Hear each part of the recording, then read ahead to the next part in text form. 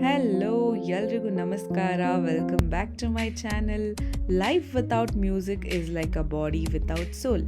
ಇವತ್ತು ನಾನು Indian music experience ಮ್ಯೂಸಿಯಮಲ್ಲಿದ್ದೀನಿ.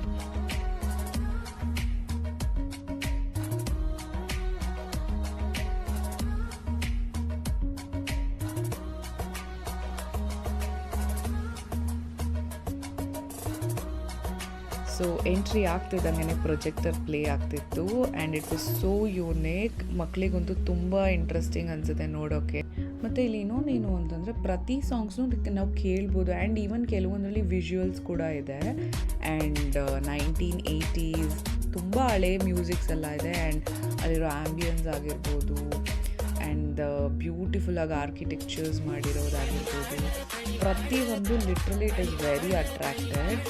ಸೊ ಇಲ್ಲಿ ಟೋಟಲ್ ಆಗಿ 7 ಗ್ಯಾಲರೀಸ್ ಇದೆ and this is one of the favourite place ಅಂತಲೇ ಹೇಳ್ಬೋದು. ಆ್ಯಂಡ್ ಸೋ ಅಟ್ರಾಕ್ಟೆಡ್, ಎಷ್ಟು ಅಟ್ರಾಕ್ಟ್ ಆಗಿದೆ ಅಂದರೆ ಪೀಸ್ಫುಲ್ಲಾಗಿ ಕುತ್ಕೊಂಡು ನೋಡ್ಬೋದು ಅಲ್ಲಿ.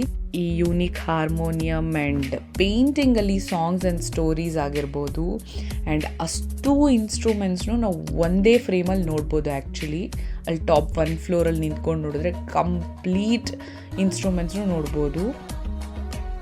ಇನ್ನೊಂದು ಇಂಟ್ರೆಸ್ಟಿಂಗ್ ಏನು ಅಂತ ಅಂದರೆ ಫೋಕ್ ರಿಲೇಟೆಡ್ ಮೂವೀಸ್ ಆಗಿರ್ಬೋದು, ಸ್ಯಾಂಡಲ್ವುಡ್, ಟಾಲಿವುಡ್, ಬಾಲಿವುಡ್, ಪ್ರತಿಯೊಂದು ಫೇಮಸ್ ಮೂವೀಸು ಅಲ್ಲಿ ಡಿಸ್ಪ್ಲೇ ಆಗಿತ್ತು. ಆ್ಯಂಡ್ ಆ ಕಡೆ ಥಿಯೇಟರ್ ಥರ ಫಾರ್ಮ್ ಮಾಡಿದ್ದಾರೆ. That is so beautiful. ನನಗೆ ಈ ಪೋಸ್ಟರ್ ನೋಡ್ತಿದ್ದಂಗೆ ಸತಿ ಸುಲೋಚನಾ ಮೂವಿ ನೆನಪಾಯಿತು. And everything is totally unique ಅಂತಲೇ ಹೇಳ್ಬೋದು. And this is so interesting ಅನ್ಸೋದು. ಪ್ರತಿಯೊಂದರಲ್ಲೂ ಹಳೇ ಲ್ಯಾಂಗ್ವೇಜ್ ಸಾಂಗ್ಸ್ನ ಪ್ಲೇ ಮಾಡ್ತಾಯಿದ್ರು. ಆ್ಯಂಡ್ 1980s 2000ವರೆಗೂ ರೇಡಿಯೋ ಕಲೆಕ್ಷನ್ಸ್ ಇದೆ, ರೇಡಿಯೋ ಹಿಸ್ಟ್ರಿ ಬಗ್ಗೆ ಇದೆ ಆ್ಯಂಡ್ ನಮ್ಮ ಸಿಂಗರ್ಸ್ ಸೊ ಅವ್ರು ಯೂಸ್ ಮಾಡ್ತಿರ್ತಕ್ಕಂತಹ ಇನ್ಸ್ಟ್ರೂಮೆಂಟ್. ಸೊ ಹೊರ್ಗಡೆ ಬರ್ತಿದ್ದಂಗೆ we can see sound garden. Actually ನಾನು ಇದನ್ನು ಟ್ರೈ ಮಾಡಿದೆ, ಬಂದಿಲ್ಲ ನನಗೆ.